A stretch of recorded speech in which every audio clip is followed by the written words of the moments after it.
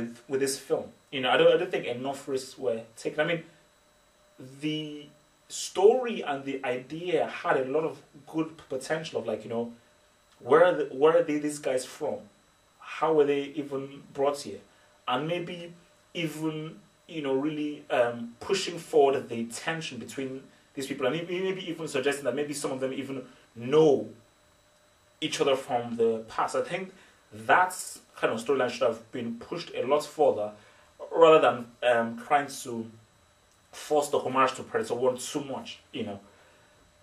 Because I think that this could have been something really great onto its own. And I think, you know, when you saw that, like the first 20 minutes or something like that, you felt like, if you know, whoa man, this thing could actually be a very interesting Predator project, you know.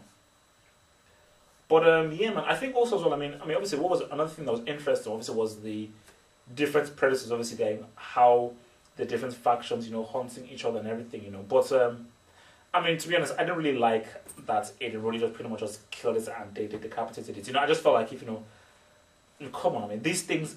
I mean, the other Predators, which obviously are like not as upgraded as these ones, those ones, that kind of Predator, they pretty much took Arnie down, and that's Arnie. Okay, and Adrian Brody was able to kill an upgraded version. I mean, people say, okay, he was smart and everything like that, but no, come on, man. Okay, Arnie was beaten up. I mean, I felt that Adrian Brody had to at least go through a lot more pain and a lot more suffering than he did in this film, you know. But look, man, I mean, you know, the film was good, man, and I would recommend people to see it in the cinema. This isn't one of those films that I say, you know, I could basically boycott the film. There's no point in seeing it. See this film in the cinema. You know, I mean, I was surprised that this film actually turned out good.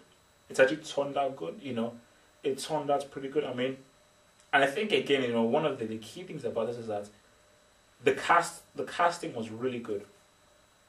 And actually, like, everything starts with good actors, man. You know, all this stuff about Megan Fox's, your Jessica Biel's, these people who can't act to save their life. No, it's like, that's what I said, like, you know, like the Alice Braga characters, like, that's just great, you know, because they could have easily shoved in a Jessica Biel in there, easily. And there you just have another annoying character, but, you know, she brought her own vibe to the whole thing, which was good, you know, and she did bring the film down, and she wasn't the weak link. Like, there was no weak link in the cast that was there. Everything was just, boom, watertight and good, you know. But I think, you know, man, that's why I see, yeah, sorry. That is why I respect Predator 2 a lot more than I do this film, because Predator 2 was like, how on earth do you follow up something like Predator 1, a beastler like that? And for Predator 2, like, they took risks saying, we're going to take this thing in the city and we're just going to bring a whole new vibe onto the whole thing and just create a whole new kind of psychology into this whole thing, you know. And I just think, I know, Predator 2 took a lot more risks creatively than this did. Because, I mean, Predators pretty much was like a Predator 1 light kind of film. You know, like a poor man's Predator 1. That's what it almost felt like. And I felt that there was an opportunity for it to obviously pay homage to Predator 1, but really stand on its own. But I just do not feel that it can really fully stand on its own, because I feel the best bits of this film came from Predator 1. Which is a shame, because this film could have created its own iconic moments, I thought. You know, but, you know, I'd recommend this film. I mean, Nimrod, my good friend Nimrod, you know, the guy tried, man. The guy tried, man. I mean, the guy definitely did something, you know. The guy definitely did something, you know. But, I mean, not to mention this, I mean, like, really, see, I think that whole, you see, like, you don't always have to have a twist. And I think maybe this is a whole new thing with modern films and everything. Like you hardly get any films that just have just an ending. It's like, this film, did this really have to have a twist? You know? And again, this twist with the whole thing of Topher Grace revealing that, oh, he's really a thing. It's like, okay, yeah, it's interesting, but it just felt like it didn't really have to have a twist. You know, but whereas with the Predator 1, it's like, there really wasn't any twist. It was just like boom, boom, boom, boom, boom, boom, boom. You know? But So I mean, I just felt like if it was interesting. Okay, he was really.